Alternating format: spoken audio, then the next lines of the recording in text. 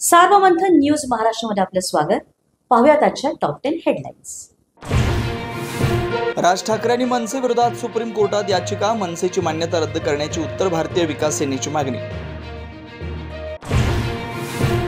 मनसे विरोधातील याचिका म्हणजे भाजपचे षडयंत्र. मनसेच्या संदीप देशपांडे यांचा आरोप. अंजली दमानिया यांनी घेतली महसूल मंत्री बावनकुळेंची भेट. धनंजय मुंडेंचे निकटवर्तीय राजेंद्र घनवट यांनी अनेक शेतकऱ्यांची जमीन लाटली. आरोपाबद्दल चर्चा. मंगेशकर रुग्णालयाकडून वैद्यकीय निष्काळजीपणा झाला किंवा नाही याचा पुणे पोलिसांकडून तपास सुरू. पोलिसांचं ससूनच्या अधिष्ठात्यांना पत्र.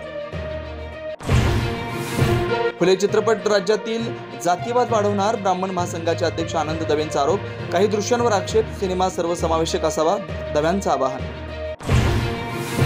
कल्याणमधील शक्तिधाम प्रसूतीगृहात महिलेचा मृत्यू. डॉक्टर जबाबदार असल्याचा कुटुंबियांचा आरोप. तर खासगी रुग्णालयात नेताना मृत्यू झाल्याचा डॉक्टरांचा दावा.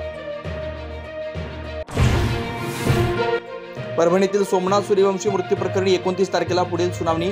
बदलापूरप्रमाणे कोर्टाच्या अधिपत्याखाली टीम नेमून सखोल चौकशी व्हावी. प्रकाश आंबेडकरांची मागणी.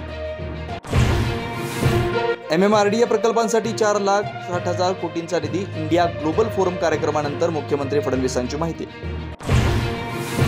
संजय राऊतांकडून उद्धव ठाकरेंना श्रीकृष्णाची उपमा.